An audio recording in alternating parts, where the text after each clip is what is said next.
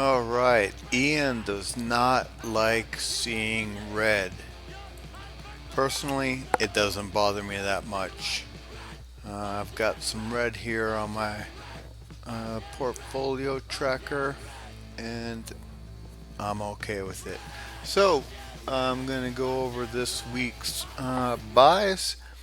I have deposited some funds into my M1 account. I've got $120 sitting in there and auto invest on, and we've got some upcoming trades for tomorrow morning at 8 o'clock when the market opens and the M1 trade window opens. Um, as you can see here, my pie, I do have target weights set, but they are not really very close. Real estate I've got set at 15%. I'm actually sitting at almost 50%. Consumer I've got at 15% and about 10% higher than it should be. Uh, and then everything else is a lot lower than where I've got the target set. But I'm not going to let that bother me either. Looking at my chart here, I see I am negative on AbbVie, negative on Anheuser-Busch, uh, my SPHD fund, AT&T, and Walmart, which I am perfectly fine with. A lot of people see the red and they get upset about it. I see it and I look at it as an opportunity to bring my average cost down from 88 closer to the trading price of 83.54. The same with Anheuser-Busch, SPHD, AT&T, and Walmart. So the way I've decided to run this portfolio is when I put the money into M1, I'm going to allocate 75% of the funds towards my picks, and I will let M1 use the remaining 25% for whatever picks they decide.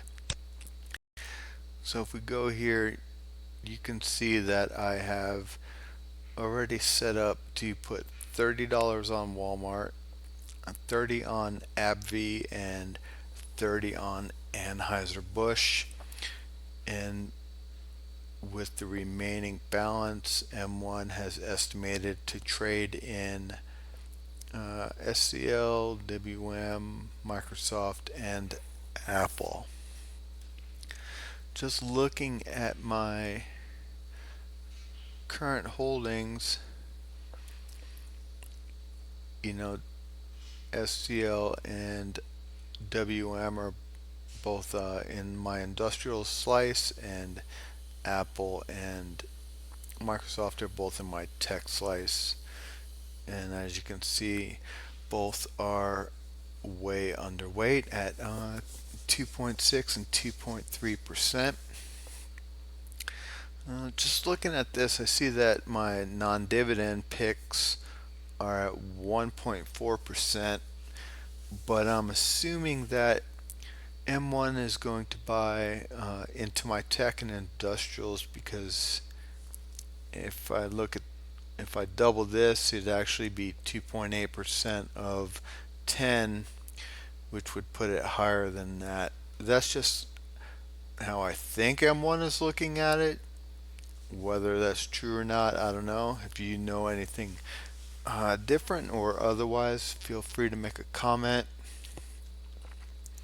and we will look into it together.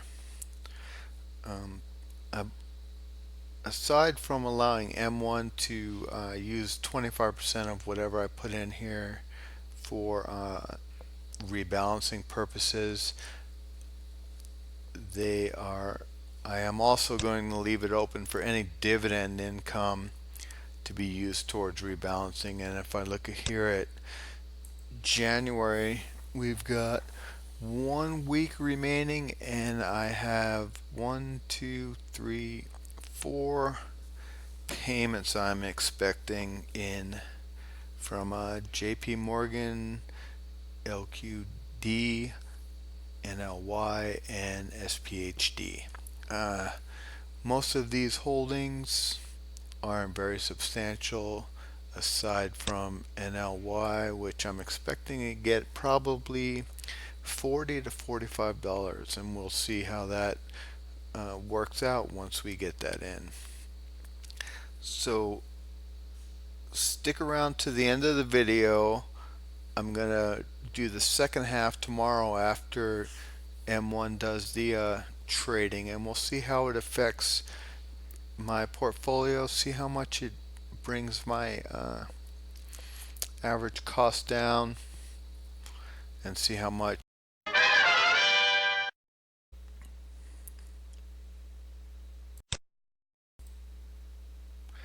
All right, we're back. M1 has invested my deposit. Come over here to holdings. I had 7 buys earlier today, and we're gonna go and take a look and see how this has affected my portfolio. So come over here to the spreadsheet, and I'll just go ahead and put this on pause for a moment while I update these numbers. Not the most interesting thing, so just stand by. Okay, numbers are updated. We're going to hop back over to the value tab of the portfolio and see how that has affected it. Looks like my projected monthly dividends was previously $33.60, now up to $33.89. My buys recently did bring my SCL position up to over a share, which, as you may or may not know, one of my goals for 2020 was to make sure all positions are over a share before I even consider looking at anything else. At this point, I've got nothing new on the horizon. I just want to continue to put money into these quality companies and investments that I've chosen. And so that's what I'm going to continue to do. Uh, we can see the market, or at least my market, gone down again today. I believe yesterday I had 5 in the red. Now I've got 7. So that's just going to be more focused buys the next time I put a deposit in. I guess that's it for right now. Thanks again for watching. If there's anything I can do to make these videos better, besides changing my voice, please let me know in the comments, and I will do my best to get it done. Thank you very much.